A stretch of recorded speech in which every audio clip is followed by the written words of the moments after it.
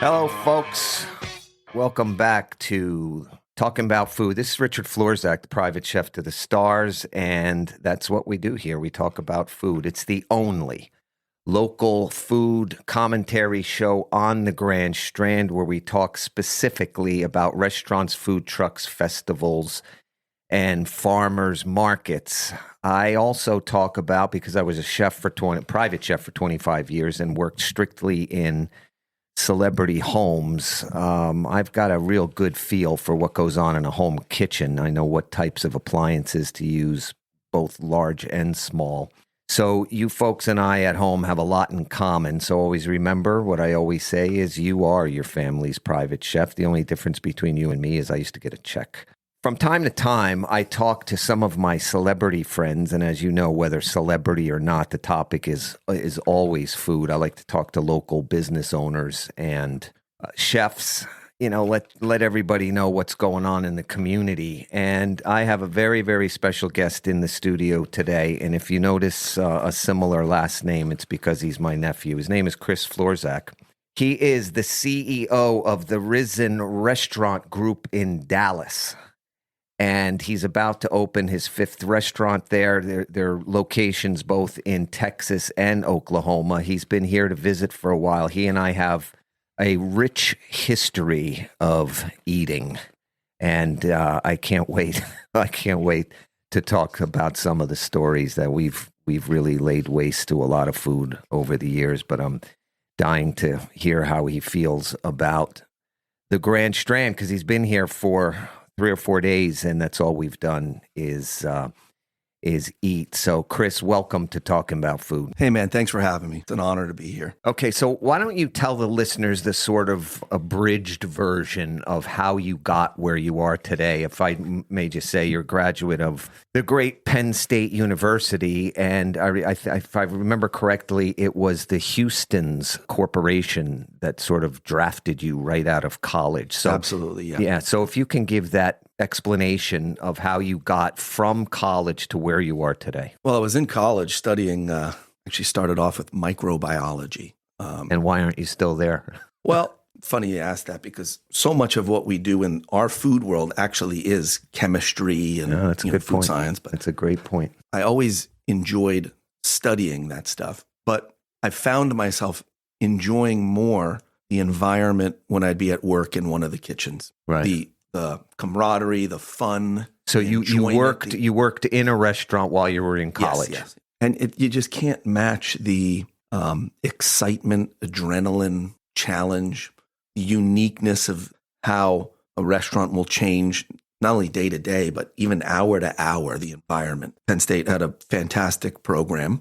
The more I looked into it and the more I did a little research, I know it sounds cliched and everybody says it, but you kind of got to pursue what you really enjoy. Of course. Okay, so what happens? So then I remember hearing about a particular company over and over, and as the gold standard. And what is that? At the time, it was Houston's Restaurant Group, but now the name has kind of evolved to the Hillstone Restaurant Group. Got gifted with a chance to do an internship and learned real quickly that, it's like playing for the New York Yankees. And within weeks, I knew there is no way I could work for any other group. The level of excellence, the pursuit of perfection, even if there's a cheeseburger on the menu, right, it's going to be the best version of what we can do. I just love this. The sum of all the parts, right? Every ingredient in there will be the best, and big on the level of service and hospitality without being overly served. I think you and I were talking the other day. My wife and I got married at Dan Barber's Blue Hill in Stone Barns, which one of the best. That at one time, my grandmother, your mother, my Nana, was sitting next to me, and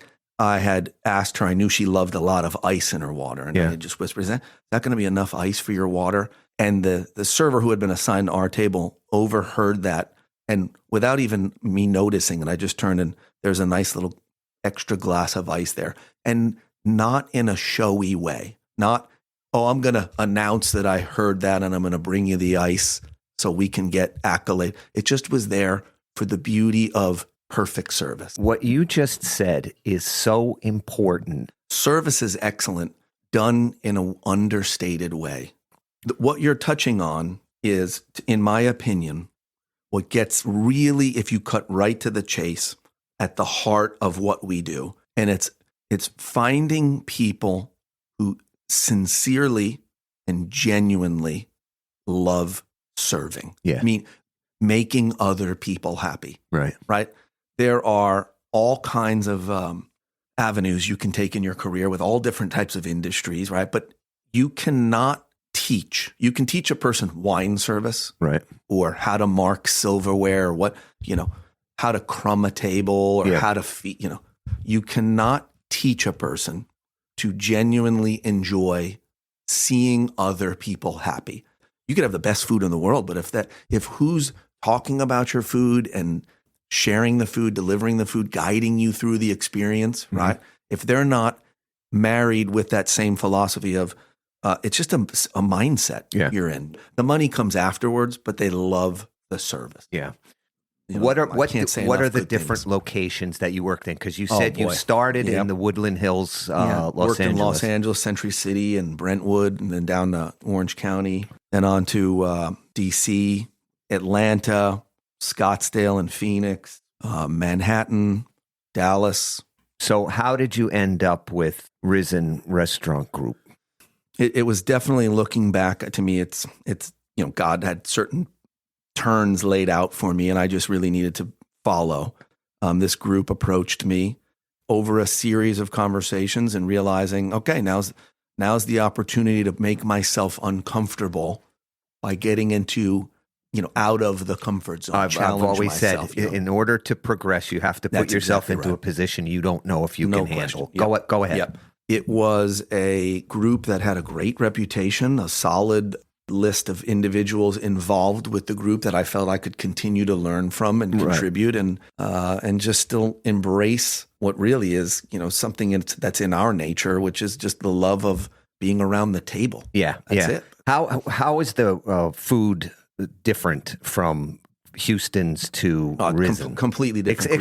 Explain the style of Risen Restaurant. So the concept is very unique. It's really about an entire experience, but the menu revolves around one of the oldest recipes in the planet, which is French souffle. So we feature a lot of savory, main entree course souffles, as well as your traditional classical sweet ones, chocolate or Grand Marnier. Right. And if I can interrupt for a second, most people, when you say souffle, they think of a chocolate souffle that's not what this place is. No, there's a breadth of choices from jambon and Gruyere. The escargot is fantastic. We just got done doing a duck à l'orange for the fall season. So there's some really neat things, as well as some compliments around the other, wanted to have a filet or a tuna steak. The duck à l'orange is also a souffle? Yeah. Oh, that. Oh, man. With a little I just love it. Marmalade on top. People are intimidated going to restaurants like yours. They may feel that they don't know the food. They don't know what they're How do you feel about that? Here's the bottom line is, I want more people to experience fine dining, certainly not every week, but I don't want them, scared away because they feel like they're going to feel foolish. What's your opinion? Well, that's part of that has to do with the how well the staff is trained at being able to lead somebody away from being intimidated into enjoying. You're going to guide the experience. But I think the big takeaway, and we touched on it a little bit with the different regional types of barbecue, is we have these taste buds that allow us to enjoy certain things versus just taking in calories to keep us alive. We can enjoy things. And it comes down to, what do you like? Bingo. That's it. There's no wrong or right. Some people are going to say you can't have, my father likes to have a glass of white wine with a steak, right? Some people are going to roll their eyes at that. But really, if that's what you like, right? Same thing on the barbecue. Don't worry about being intimidated. Good, great chefs or what have you are going to expose you to different flavors. Don't be afraid to try a little something. But it still boils down to not what am I supposed to say or eat, or what do I enjoy doing? And if that's a jelly donut from around the corner, hey man, go to enjoy it. Yeah. And also, I often point out that one of the major things, not just the intimidation, but one of the other things is the expense. And it's expensive to go to a restaurant. But like you and I were talking earlier, that it is an entire experience. And I said a couple of weeks ago, what does it cost to go to a concert? Right? You go to a couple concerts a year. We're talking about hundreds of. Try a fine dining restaurant. And this one chef I had from Oak Prime, I asked him, I said, can a couple come in and just sit at the bar and have like appetizers? And he said, they can come and sit at the bar and just have a drink. Yeah. Is that a good introduction? It's the best. My wife and I were just in Chapel Hill in North Carolina last week, and we go to a Spanish tapas place that had opened apparently recently. Hey, can you walk us through the menu here? So give us some of the highlights. Even if they have even less exposure to that kind of thing. Yeah, one of my favorite things is when you get into a restaurant where you can tell the server cares about being there, they like being there, they're proud of the food, the level of trust that gets built up. You just hand them the menu and say, "You drive," right? Because we know you're going to walk us through a couple of fun things. Yeah, that's so cool. Yeah, that's what I'm trying. One of the things I'm trying to do here at Talking About Food is, help some of the locals experience some of the fine dining. I worked as a room service waiter at the extremely prestigious Bel Air Hotel for 4 years, where at that time, the average room rate was $750 a night. And every once in a while, I would be going to a room where the order taker would have told me prior to that it was obvious to her that these people probably saved up for a couple of years just to experience one night staying at the Bel Air Hotel. And they would ask, what is your least expensive wine? And we had a procedure. We opened the wine, we poured a little taste into a glass, and usually gave it to the man for him to taste. Now, I'm about to serve the least expensive wine. I went through those procedures. Exactly. Well, they deserve it. Yeah, you hit it right there. They deserve it. And anybody that goes to a fine dining restaurant is paying the same amount of money that the person, who frequents the place all the time or happens to know more than that. Yeah. That's such great information. Thanks for that.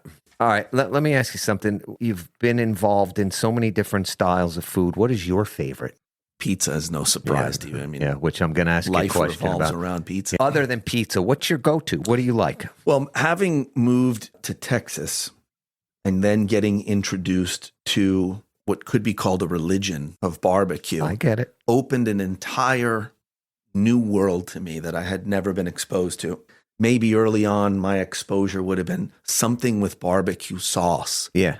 And then when you have it where it's executed what they would say properly, it's like mind-blowing about, where has this been all of my life? Right. Now I understand. So I would now put myself in the category of people who will strategically plan a trip where I may add another hour and a half or two to the ride.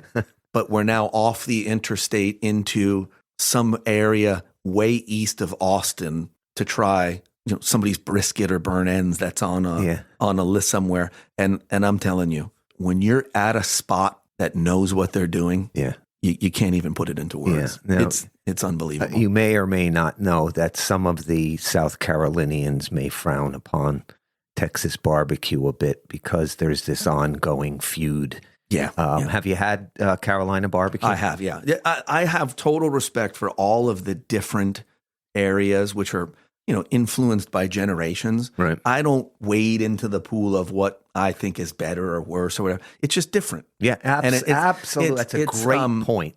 Some people may get hung up on talking about what's better or worse. I had a woman on the other day. Her name is Sophia Edens, and she agreed wholeheartedly with me. You were talking before about the experience of both Houston's restaurants and the Risen restaurants. It so surpasses just the food. It's an entire experience. Yeah. And she was explaining something similar, and I said, but isn't it that way with every restaurant? And she thought for a second. She said, yeah, absolutely. Yeah. mean, barbecue is a life for some people. Yeah. And you pull into the parking lot, and you see the line already, and the folding chairs, and the cooler of Lone Star beer, and the smell in the air. Like, it's got to be, for food lovers, it's got to be like pulling up to Disney World for some people. Yeah. You know, the whole experience. Yeah. I happen to know you're a seafood lover. Oh, yeah. How do you feel about the seafood here in the Grand Strand? The flounder and shrimp. I mean, how many places can you go to where that thing was in the water less than an hour ago? I keep saying this all the time. I've been here 3.5 years, and it still boggles my mind that you and I were standing on the deck of a restaurant yesterday looking over at the marsh and turned around and we're looking into the restaurant that's going to be serving fish right out of there. Yeah. You and I, my dear nephew, have eaten all over the world. You and I have been to Mexico, London. We've been to Hong Kong. You ran the prestigious Houston's, now called Hillstone. You are currently the CEO of the Risen Restaurant Group in Dallas, a fine dining restaurant that I believe you explain as a polished, casual restaurant. And I do this a lot with food business owners and chefs. What is your favorite trashy food that you would probably be embarrassed to tell one of your colleagues that you actually enjoy? I always say this just to make it easier on the guest, is that people have heard this 1,000 times already. My wife and I, our go-to is boxed Velveeta macaroni and cheese with julienne pepperoni on it. Oh, jeez. I used to like that Velveeta one that came with the bacon bits already good. in there. Do you know what I just saw? It was the Content Food Critic. She showed me it was a box of Velveeta Philadelphia cheesesteak. How flippin' good would that be? Sometimes it's difficult. I catch people off guard like that. Why don't you explain to the listeners this one summer when you stayed with me in Los Angeles and we got turned on to the fast food burger place around the corner from us that's a chain in the West, but not here. And that is Jack in the Box. Oh, my gosh. To this day, the smell that is intoxicating. Yeah. Those seasoned curly fries. But we'd be renting a film, go around the corner. You'd look at me and go, you ready to go? Just pause the film, get in the car, go around the corner for some egg rolls, breaded chicken strips. You had introduced me to the sourdough Jack burger. Oh, and you know, it's funny when you think back about this. You know, you were preparing yourself to be in this business that we're in. I was working for Mel Gibson at the time, and you'd run over 2 blocks away to Jack in the Box and come back with like 12 egg rolls and 12 chicken strips. And how good were they? Yeah.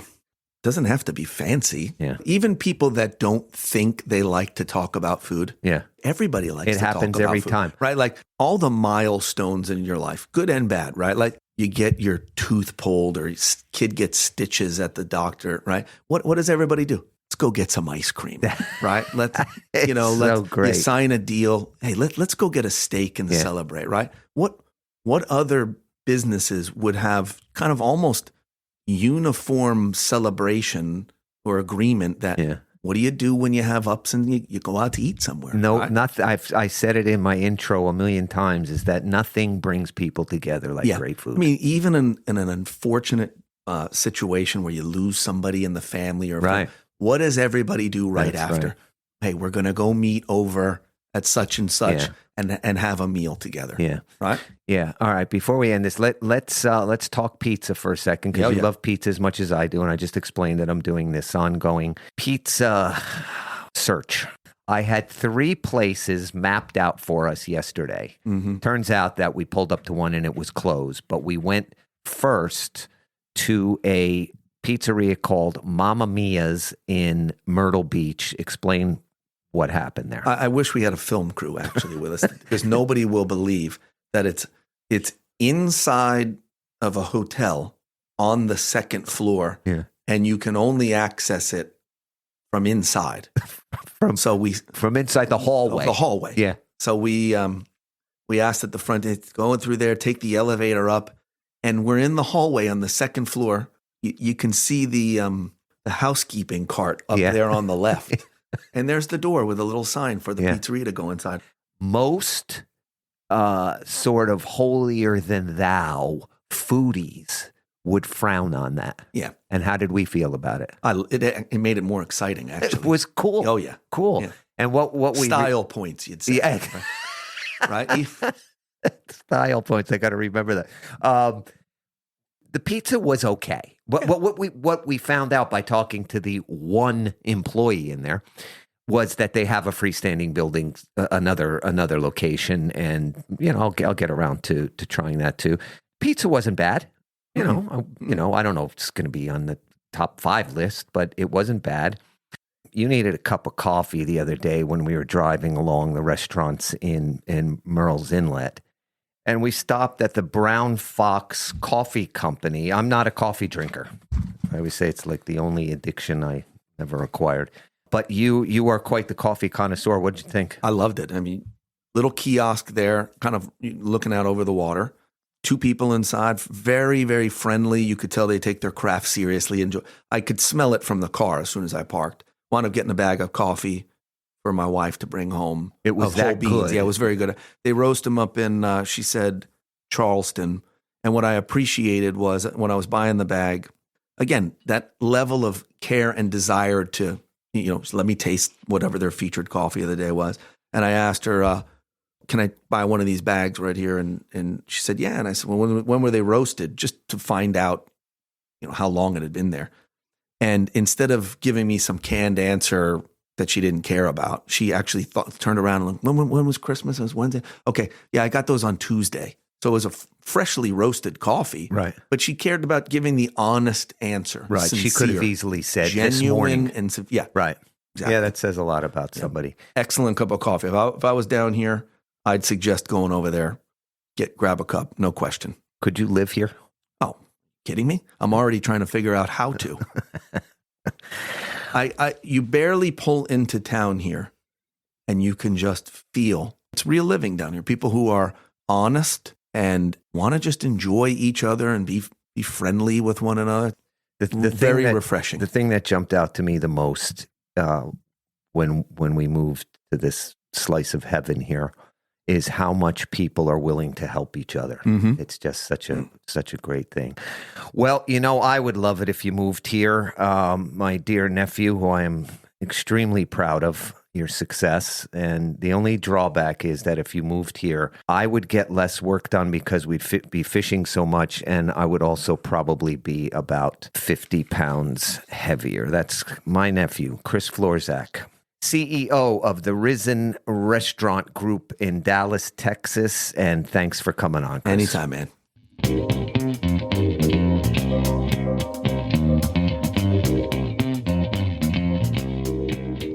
And that was Chris Florzak, CEO, Risen Restaurant Group in Dallas, and he loves the Grand Strand.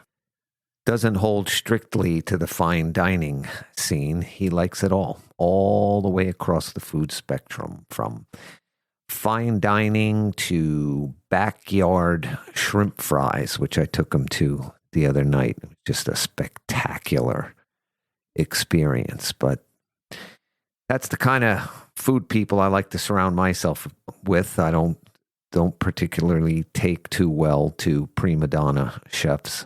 I like people that like everything. And as you heard, my nephew Chris and I, we stopped at a couple of local pizzerias when he was here, and I wanted to jump into that a little deeper. You heard us talking about Mamma Mia's Pizzeria in Myrtle Beach and how it's actually in a hotel in Myrtle Beach. And I did some research after the interview with Chris, and there's 3 locations. I thought there were only 2, and I thought the other one was a freestanding building. I thought that's what the employee had told us, but I was wrong. They all 3 are in different hotels throughout Myrtle Beach. And anyway, I just wanted to say just a quick commentary on them. I wouldn't necessarily call them my favorite. They weren't my least favorite. But the ironic thing is my nephew and I, when we sat down, we both had the same reaction. That first of all, they were a little bit on the smaller side. I think they were $17. We got ours, just cheese, plain.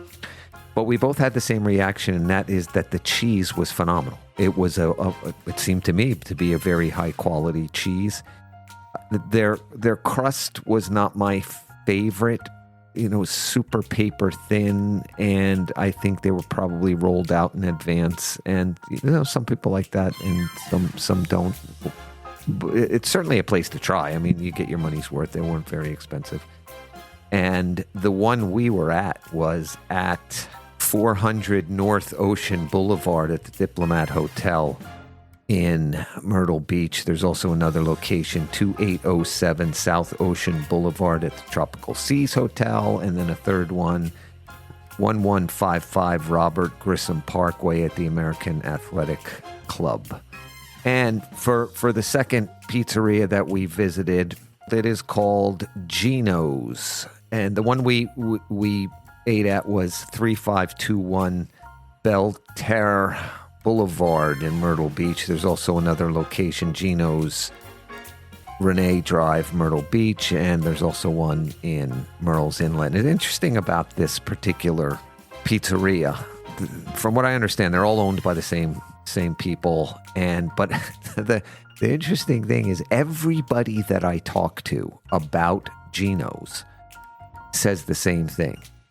They're not the same in each place. You have to go to one, to the Myrtle Beach one, or you have to go to one of the other ones. But the one we went to was pretty darn good. Big pizza, really big pizza, New York style pizza, nice crust, nice chewy crust. Once again, a little bit too much cheese for me, but it seems like most people like it that way. A really nice, heavily seasoned pizza sauce. It was bigger than most, so I couldn't use the same standard of, when you lift a slice of pizza, it should be charred on the bottom, which it was. But because it was so big, it just sort of flops over. So you definitely have to have a plate for that. But you know what? That's fine. I'd rather more than less. The only drawback is I don't think we were treated properly. I don't think we were treated badly. But, I mean, I got the feeling at one point they didn't even know we were there.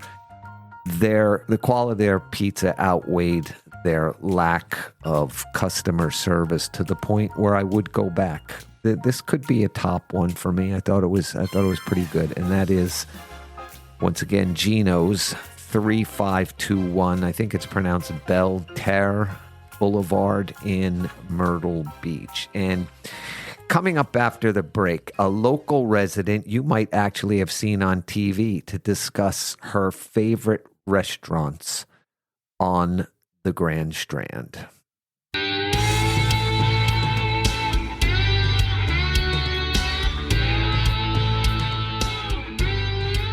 So, welcome back to Talking About Food. And as promised, I have a local celebrity in the studio today.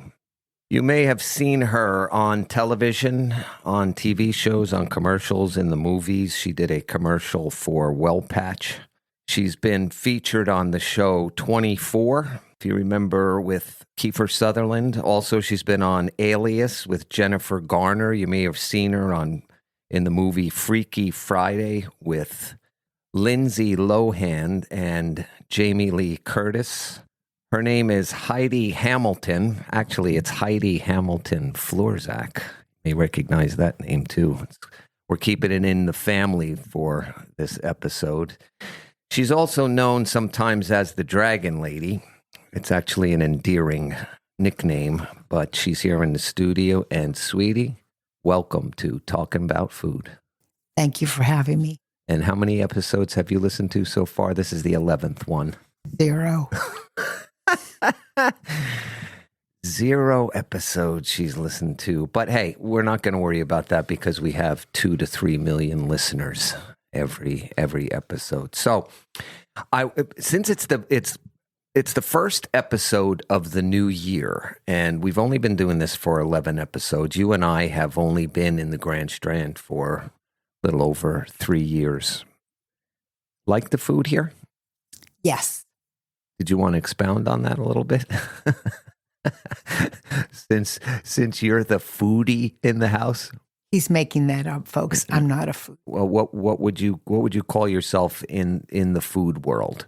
Would you say you are a food connoisseur? No. A food critic? No. No, you're a critic. Yes, you are a big critic. As a matter of fact, I've often teased her and said of all of the temperamental, fussy celebrities that I've worked for, she outweighs them by a long shot because she's got a handful of idiosyncrasies. But you know what? We won't get into it. Food's hot, cold food's cold. Yeah, and I can debate that ad nauseum. As a matter of fact, we should do a show. We could probably do a whole show debating different opinions on food, but we'll leave that to another time. What I did was, sweetie, I made a list of a handful of restaurants that we have frequented since we've been here. I just want your opinion. There are restaurants that you and I both like. We won't tell the listeners, we won't rate them, on a scale of 1 to 5 stars or anything like that. Just a basic review or commentary about them. The first one I'm going to ask you about because I wouldn't consider you interested in the fine dining scene and anywhere. Forget the Grand Strand, but anywhere. Would that be correct? I just like good food. Yeah, no matter what it is. No matter what it is. It could be with a plastic fork or a sterling silver. It just has to be good food. Yeah, what about a sterling fork at a barbecue restaurant? That's good too. Yeah. Okay, what do you think of Perrone's? We've been there to at least 2 times, maybe 3. What's your overall feel about Perrone's in Pawleys Island? I like them a lot. Staff was very attentive. The food was good.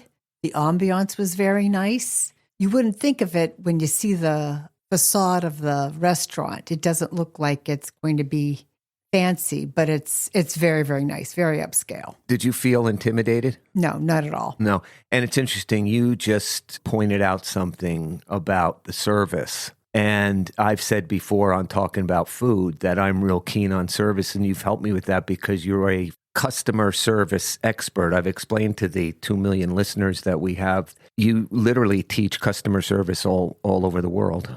That's correct. Yeah, so you're in tune to that kind of thing. So the customer service at Perrone's was excellent, wasn't it? Very nice. You remember what you had there? No.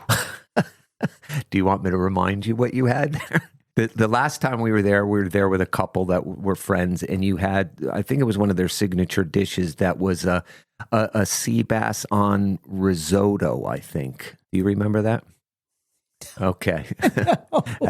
As we all can see, it is not her area of interest for that matter, as long as it's good. As long as it's good. I may not remember what I had to eat specifically, but I remember when I left. Overall, the memory I have is a very positive one. It was delicious food. So. Yeah, and the other time we were there, but then again, you remember things of what we ate 5 years ago at some obscure restaurant. You remember what you had to eat, and I don't even remember going there. I just my memory around a specific dish is fuzzy, but I just have either. But you have an innate feeling that it was good overall. Absolutely. What you had the first time was a filet, and they made you a specific salad because the 2 or 3 that they had on you weren't interested in. So they made you one specially, which is fine. I mean, they bend over backwards over there. You know what I always forget to talk about with Perrone's is their ice cream. Yes, that was very good. We had that for dessert. And do you remember what flavor it was? Pistachio? No, it was black walnut. Oh, I was close. It was in the nut family. It was in the nut family, so you are close, but it was phenomenal. Okay, next restaurant, Bistro 217. Oh, that was nice too. That was very nice. And you had? I don't know. Yeah, it was short ribs. One of the dishes that I remember having was cheese grits with jalapenos, and I think that was the one that came with short ribs. but it was fantastic. Okay, how about this one? Danny's Pizza. Oh, I like Danny's a lot. How many times would you say we've eaten at Danny's? 50, maybe, in the 3 years we've been here? We've been there more than anybody else. Certainly one of your favorites, right? Yes. Do you remember? But I like pizza a lot. Yeah, as do I. Do you remember me bringing home the one from River Oaks Pizza? Okay, so you're not supposed to remember this stuff. You're just supposed to enjoy what I cook, especially, and what I eat. That's up there too, River Oaks Pizza. And I think, in all fairness to any of the restaurants that you've named or will name, it reminds me of my mom, who used to be a home ec teacher, and excellent. She was fantastic. But she remembered the really good students. It's not in your wheelhouse, like you said. I remember food stuff from back when I was a kid. What my father got at a certain restaurant, Greg's Cabana Bar and Grill. They have excellent hamburgers. And how do you get your hamburger when you go there? Because we've been there quite a bit as well. You mean what the toppings I like on it, or and how it's done? If you're explaining to the server how you like your burger in the usual 15 to 20 minutes that it takes to explain how you like it, what are some of the things that you tell her or him? Well done, to the chagrin of all chefs out there, and probably a lot of people listening in as well. Well done. Lettuce, tomato. Mayo? Oh, no. Sorry. Mayonnaise only belongs on BLTs for me. Lettuce, tomato, mustard, onion. Yeah. You like the bun toasted or not? You know what's funny? Before you answer this, we've been married almost 25 years, and I don't know your answer to that. It doesn't matter. No, it matters to me. Yeah. Well, no, it matters to me that I don't know it. Oh, because it doesn't. I don't have a preference. Oh, okay. I peel most of the bun off anyhow. Right. Okay. So it doesn't matter to you if the bun is toasted or not. Luigi's Trattoria in Myrtle Beach. Oh, I'll tell you why I really remember this restaurant is because they have spinach ravioli, which I love. Not the ravioli pasta made from spinach, but spinach actually in the ravioli inside pillows. Yes, the ravioli. And you had that with what kind of sauce on it? Red sauce, marinara. Yeah, I think it was a marinara. Yeah, I had eggplant parm. Any other restaurants that I may have forgotten? Well, I think one of the go-to restaurants when we have friends and family in town, and the shrimp and grits at Dead Dog Saloon. Dead Dog Saloon, yeah, we've had that a number of times. I'm always a bit reluctant to say, how much I love any style of grits in a specific place, because it's one of those local foods that I haven't tried enough of to really know what's good and bad. You know what I mean? Mm-hmm. Like, you're pretty happy with the food scene here. Yes, absolutely. Yeah. I mean, if you like seafood, which I do, there's all kinds to pick from. So shrimp and flounder. And what would be next on your list to try? I think there's a restaurant down Pawleys Island that I've heard really good things about. I'd like to try Chive Blossom. Yeah, no, that should be on our list. Also, the Blue Elephant Thai restaurant in Murrells Inlet. I always hear the same thing about, like, the owner is also like the chef and the server. He wears all the different hats there. But this food is supposed to be terrific. And every time we drive by there, it always looks like it's closed. But we've heard from people how good it is. So we do need to try it, because I love Thai food. Yeah. Well, folks, you heard it from the Dragon Lady. She can be difficult when it comes to food, but she loves it here in the Grand Strand. Well, that just about wraps up episode 11. Wow, 11 episodes already. Thanks, everybody, for listening. And don't forget, as I always say, if you want a private cooking demonstration or class in the privacy of your own home by me, the Private Chef to the Stars, you can reach me at theprivatecheftothestars.com. And if you want me to check out any restaurants, food trucks, festivals that are going on, the Private Chef to the Stars at gmail.com. And always remember, folks, you are your family's private chef.